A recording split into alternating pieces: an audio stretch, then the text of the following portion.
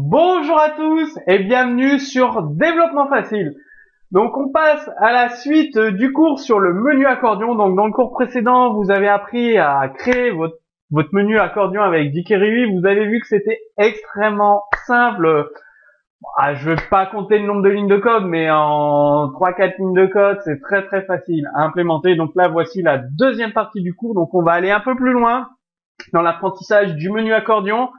Donc par défaut, le menu accordion affiche le contenu du premier panneau. Vous pouvez bien évidemment, en utilisant une option, définir le premier panneau qui sera ouvert. Donc il suffit d'utiliser l'option active suivie de l'index. Donc sachez que les panneaux partent de l'index 0 pour le premier panneau, l'index 1 pour le deuxième panneau. Donc il y a un petit décalage. Donc vous spécifiez l'index dans l'option active. Et ça va, à l'ouverture de la page, activer le panneau que vous avez choisi tout simplement. Excusez-moi, je me suis enrhumé. Désolé. Et donc, vous pouvez également utiliser l'option collapsible à true pour pouvoir utiliser l'ouverture et la fermeture des panneaux. Désolé. Donc le changement des icônes par défaut passe par l'option icône, c'est-à-dire en utilisant l'option icône, vous pouvez ajouter des icônes dans le titre de votre menu accordion, donc c'est très très pratique.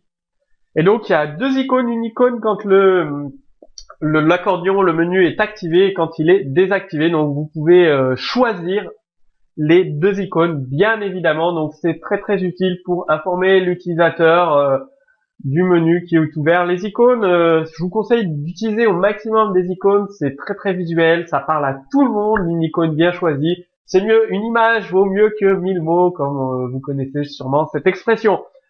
Vous avez également l'option Add Style, donc avec trois valeurs possibles, auto, fill et content, donc en fonction de l'option, soit la hauteur change ou s'adapte en fonction du contenu, ou alors ça met une barre de défilement, bien évidemment, donc je vous invite à tester ces options. Le fait de le voir, ce sera beaucoup plus parlant. De toute façon, je vais vous montrer dans le code source ce que ça donne.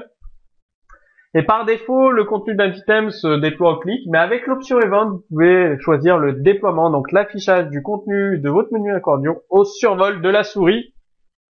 C'est ce que nous allons voir tout de suite dans l'exemple de code source. Donc, bon là c'est pour créer le bouton. C'est-à-dire, vous allez choisir le panneau à ouvrir avec le bouton ouvrir et l'index. Donc, ça va vous permettre de bien comprendre que les index partent à 0 pour le premier panneau, etc., etc.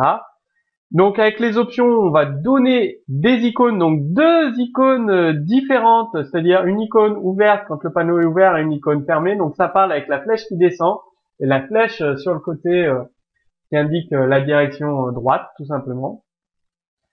Et donc, c'est pour ouvrir le panneau, sur le clic, ça ouvre le panneau défini. Voilà, tout simplement.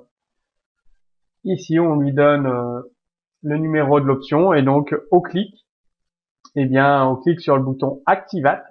Le bouton Activate, on va dire à l'accordion d'activer le panneau que l'on a choisi. Donc, on récupère parse int.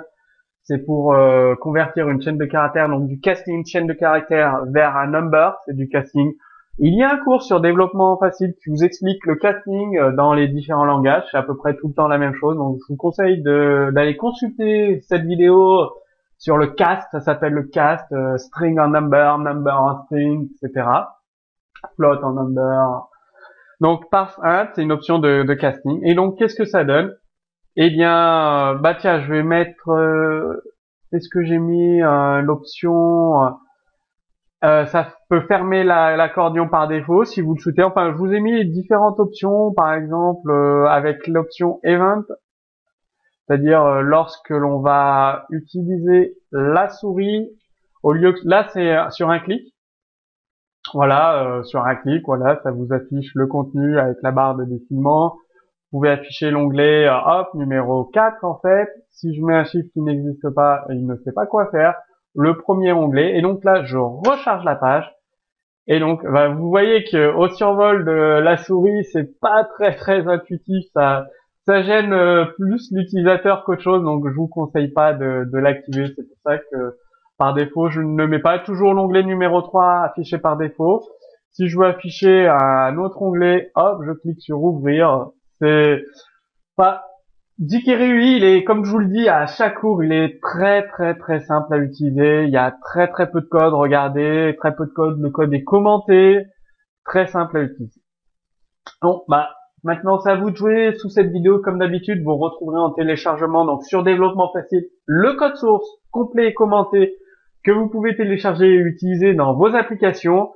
Si vous voulez aller beaucoup plus loin, que je vous accompagne pendant 4 mois pour apprendre à utiliser jQuery, jQuery, Dojo, donc tout ça dans le détail à travers une multitude d'applications, il y a plus de 60 cours pour vous aider à maîtriser ces frameworks et à développer beaucoup plus rapidement vos sites internet, qui soient beaucoup plus performants et surtout compatibles avec tous les navigateurs, que ce soit sur tablette, smartphone, iPad, iPhone, les Motorola, Android, etc.